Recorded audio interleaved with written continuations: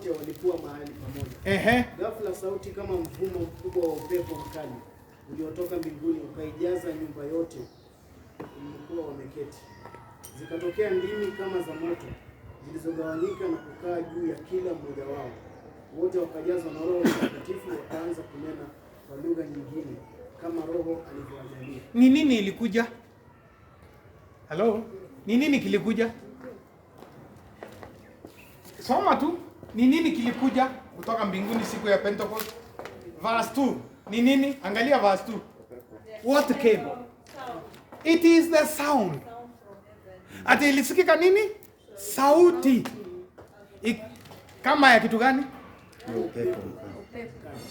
Overrushing mighty wind. Alisikia kama kuna sauti. Enyewe of course ni ako sawa akisema sauti, kwa sababu hakuna mtu anaona upepo. Usipoona makaratasi ama miti ikifanya hivi, huwezi jua kama upepo inapita. Kama ikipita tu silently tu polepole, huwezi jua kuna upepo. Ni mpaka uisikie. Hapa inasemekana tukasikia sauti. There came a sound from heaven as of a rushing mighty wind, and it filled all the house where they were sitting. Utajuaje feeling ilikuwa inajaa aje? Imejaa. Unapimaje upepo kwamba imejaa kwa nyumba? There was power. How do you feel the power of the wind? It moves things. It moves things. To an extent, it shakes. If you look at extreme situations, kama ile ambayo Amerika sengine tunaona tornadoes, upepo huja mpaka unaona mtu anashikilia mti asibebwe na upepo. Hauioni, lakini unaisikia nguvu yake.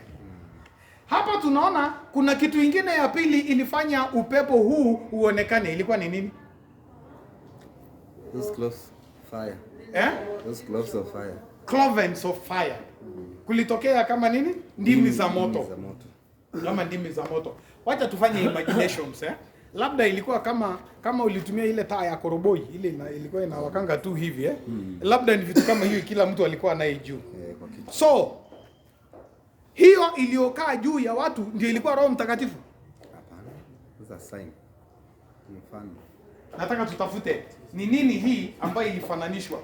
Katika kitabu ya Zaburi ningetaka tujue ni nini inafananishwa hapo. Zaburi 104 inasema nini mstari wa kwanza hadi 4? Inasema namna gani? Na ningetaka hii tusome kwa lugha tofauti tofauti. Kuna Kiswahili, kuna King James Version, kuna NIV kama iko, Good News kama iko. Psalms 104 verse 1 to 4.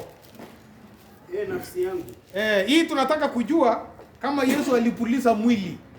Endelea. Nafsi yangu, mhimidi Bwana. Bwana Mungu wangu, wewe ni mkuu sana. Umejivika utukufu na enzi. Amejifunika katika nuru kama vile kwa vazi. Ati amejifunika nini kama vazi? Nuru. Endelea.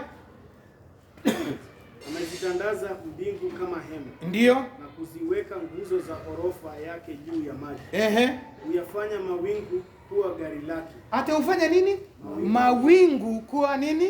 Gari lake. Kwa hivyo sasa hivi ukitaka kuenda na gari uende Nakuru ama uende mahali utaenda, yeye Mungu anafanya nini hivyo?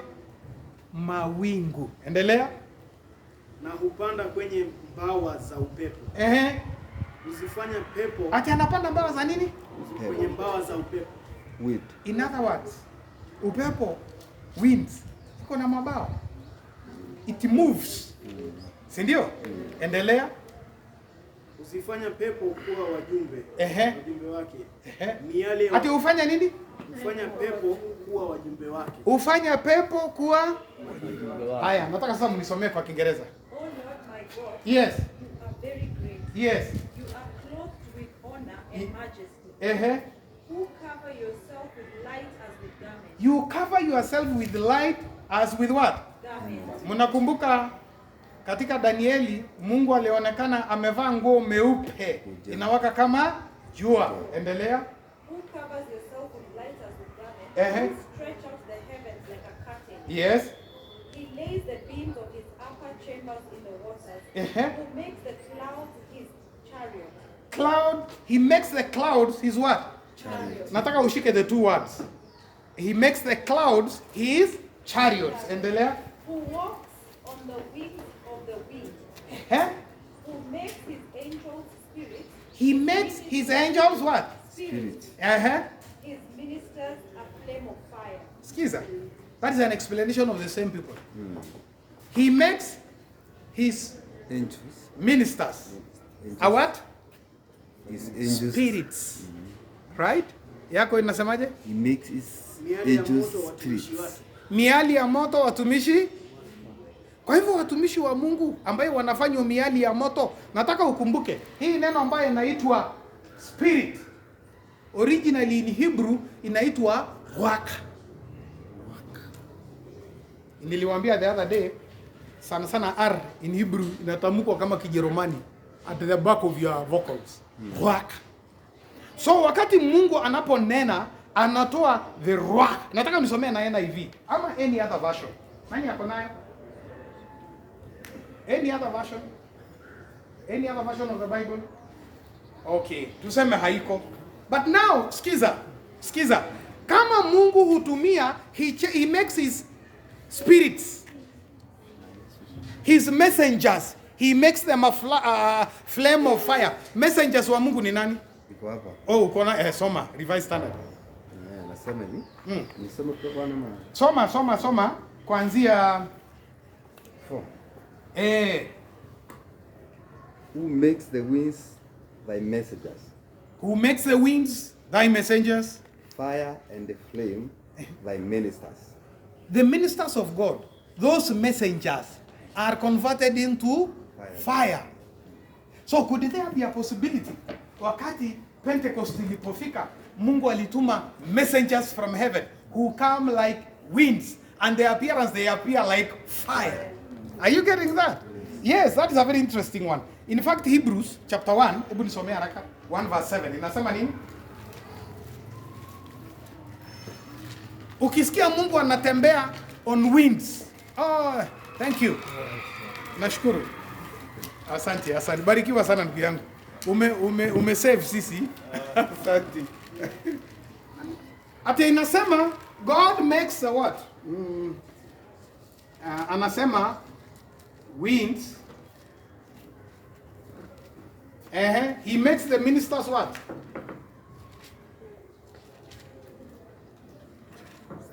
Sijui kama inaonekana. Messengers wanafanywa winds. Anawafanya kwa kuwe nini? A flame of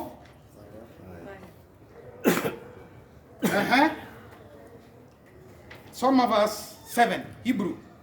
1:7. And of the angels he said. And of the angels he said. Who makes his angels spirits. He makes his angels spirits. Kumbuka ile ruach. Hapo walisemekana anafanya nini? He makes the angels wakuwe nini? Spirits. So who are these that are called spirits? Angels.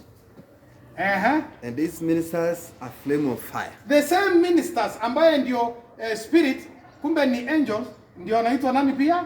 Wanaitwa, he makes them as flames of what? Of fire. Umemaliza? Ndio verse 8. Now, ni hivyo verse. Now, I want to take you to the spirit of prophecy to make it more clear. Sorry. I want to make it more clear. Spirit of prophecy inasema hivi, and I should be stopping in the next like 5 minutes. Inasema hivi, my life today. When the truth is in its simplicity is lived in every place, then God will work. Nataka usikie hapa. Then God will work through his angels as he worked during the day of Pentecost. Hello, are you hearing that? Ate nyinyi tukishika maneno ya Mungu kabisa, Mungu atatumia angels ile alitumia siku ya Pentecost. So what was happening during Pentecost? Wakati Roho wa Mungu alireleasiwa akafika, he came with mighty angels. Na walipofika, they could only feel the movement of the angels. And by they shook the house, and it was like a great wind, and each person, there was an angel sitting on top of him. Amen. And then labda sasa pengine kama ni saa hii tukujue na sisi hatujui kuongea lugha nyingine, huyo anaketiwa na wewe ni Mkikuyu. Anaketiwa na angel anaongea Kijaluo. So all of a sudden Unaanza tu Omera, naam. Then huyu anakaliwa ya Kiarabu. Huyu jamaa atakuwa ni black but anaongea pure Arabic na anahubiri maneno ya Yesu. Hallelujah. So that's what the angels did. Wakati mtu anapofikiria ate, you know, it is a very bad thing kama uelewe maneno ya Mungu. Unafikiri Mungu anaposema amepeana roho, he gives out his spirits. And the spirits are angels who will appear in the form of fire. And sometimes they come like winds. Ninataka kusoma just a quick one, nimalizie hii swali alafu I stop there. Selected Messages Volume 2. Selected Messages Volume 2, 57. Inasema hivi. When the angels of heaven come among us and work through human agents, there will be solid, substantial conversion after the order of the conversion after the day of Pentecost.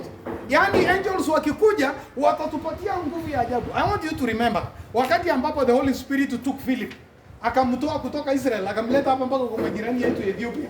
Whom do you think carried Philip? It is the angels. Go and read about the story of Philip. Angel, Roho Mtakatifu, the Holy Spirit atoa order. This is what should happen. Anashikwa 1 second amefikishwa mahali alikuwa anaenda. So actually what it is, and I told you the other time, wakati Mungu anaona unakuwa wewe unamtukuza wewe, it is just the same copy thing that the world is copying. Wewe mtu ya kawaida ukiteuliwa kuanzia leo wewe umekuwa MCA unapewa security. Kesho kutwa bahati mzuri tu gavana ameondoka, wewe umeteuliwa ukuwe deputy governor. Unaongezewa security mbili, unapewa gari, unapewa nyumba, unapewa loans. Kidogo wewe umekuwa governor. Si mnajua hiyo story yetu inaendelea sana. Ukikuwa governor what happened? Hata toothbrush ni serikali inatoa. Ukilala everything yako ni serikali. Everything. Hata nyumbani kwako wageni wakikuja, you are a state officer. So everything about you is by the state. So the more unahubiri neno la Mungu, the more unachukua responsibilities, the more Mungu anakuongezea angel. The more you are protected. Amen? Amen. Amen. Nataka nisome another one quotation, 2-3 quotations. Sorry.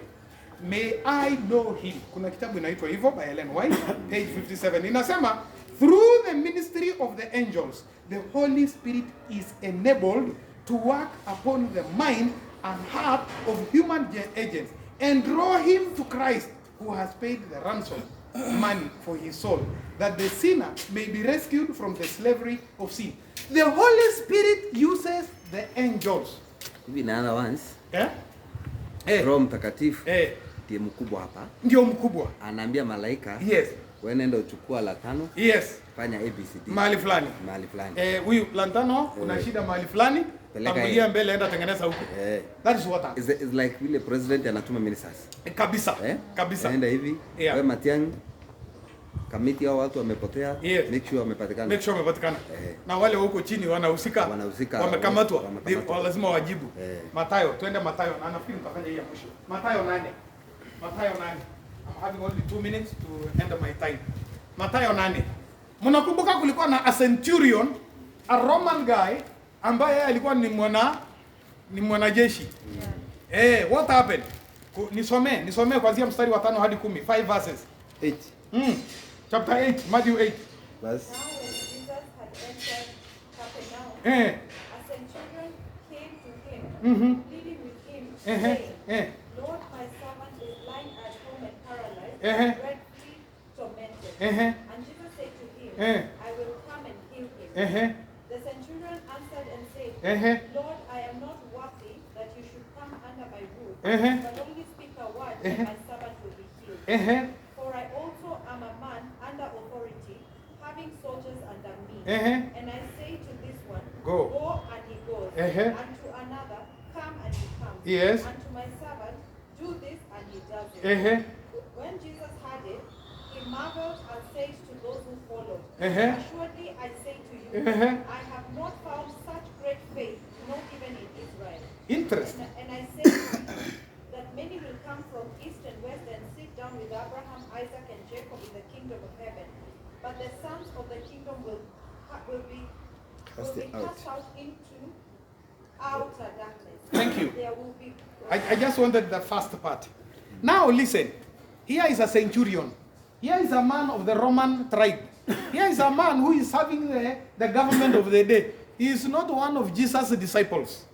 Then this guy comes to Jesus. Alikuwa na imani kwamba Yesu atafanya nini? Ataponya servant wake. Akakuja akamwambia, Bwana, my servant ako hali mbaya. Yesu akamwambia, ni kweli, nitaenda kwako nimponye. Alimwambia Yesu namna gani? Mimi sistahili uje kwangu. Mimi niko na watu na command. Na nikisema fulani enda, ataenda. Fulani kuja, anakuja. Hii ifanyike, itafanyike. Now I want you to listen to what the spirit of prophecy is explaining about those verses. Desire of Ages, page 316. Inasema, as I represent the power of Rome, and my soldiers recognize my authority as supreme, so dost thou represent the power of the infinite God. And all created things obey your word. You can command the disease to depart, and it shall obey you. Thou canst summon the heavenly messengers, and they shall impart virtue wherever the servant is. Yaani huyu jamaa alijua Yesu hahitaji kwenda. Wewe utacommand tu ili lifanyike, na itafanya nini?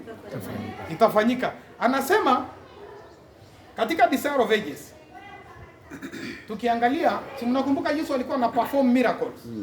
Who was doing the miracles of Jesus? Now let's see. Desire of Ages, page 143. Also found in the Spirit of Prophecy, volume 2, page 67. The angels of God are ever passing from earth to heaven, and from heaven to earth. All the miracles of Christ for the afflicted and suffering were wrought by the power of God through the ministration of the angels. Amen. Kwa hivyo mnakumbuka ile miracles Yesu alikuwa anasema, anashika anasema mgongo yako iponywe. Jesus was only demonstrating a command. What happened? Instantly, the angels of Satan who bring diseases are expelled, and the diseases are removed. Amen. Then instantly you have healed. Nafikiri hii mnaona Yesu anasema tu aliekelea. Mnakumbuka jamaa badala ya kutafutiwa maji safi aliwekwa matope. Alafu akaona. So Yesu alipomaliza si aliwacha yeye na matope. Who do you think made the eyes to see? It is the angels of God who removed the maladies from inside the body, and the person became whole. Hallelujah. So wakati nasemekana Yesu alipowapatia roho yake, the ruach from God, he was actually releasing the angels to perform his work. Amen. Yes. So it is a misconception people to think unaweza toa roho wa Mungu kwa sababu wako na ugali in his mind, vile unaweza toa ugali kwa mdomo. That is not the truth, and that is not the case. The case is God works by order. He has his instrumentalities. He has angels. He says, and that's why each of you here is alive, because you have a guardian angel. A guardian angel who takes of you, who takes care of your business, who takes care of your family, who takes care of your children, who takes care of the church. In fact, tangu tukue hapa, God appoints an angel who will be in charge of Riverbank Primary School, the people who worship here, and takes care of their homes. Let me tell you, go and read. Go and read. What I'm telling you, if I sit in the house, ama ndugu yangu anapokaa ama mwingine yote, I prepare a topic, the angel of God will protect me and enable to enlighten me to understand fully the topic to come and present. But also the angels of Satan are seen. And they know who needs this lesson. And they will make sure that Sabbath you don't come. Or you sleep. Or you become, or you feel sick. Ili hiyo ambayo ilikuwa ni muhimu kwako usikuje. That's why I tell you, wakati unasikia kuna kitu inatokea kukuzuia usiende kanisa, please break the cords. Come. I used to sometimes na mkasa ingine kitambo nataka kwenda kanisa, nasikia kichwa, nasikia naumwa, nasema it is better I go collapse inside the church than having a rest in my bed. I will go to church. Honestly speaking, many a times when I hear like that and I come to church, I even forget I was sick, and I'm not sick at all. And inaishia hapo. Kumbe ilikuwa ni ya kunizuia mimi nisikuja wapi? Kanisani. Na ndio huwa tunasema tuombeane. Si nyinyi tu mnapata temptation. Hata wafundishaji wa neno pia upata temptation. Good. Ninataka nafikiri mmeridhika kwa maswali ambayo nimejaribu kujibu. Mengine naomba ikuwe distributed. Sasa wewe kwa sababu ndio kijana wa Yesu. Si ndio?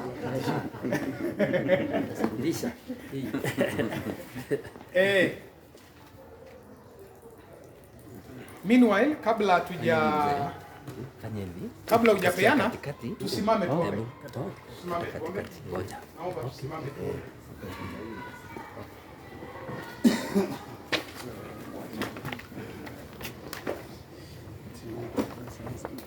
Tushukuru Baba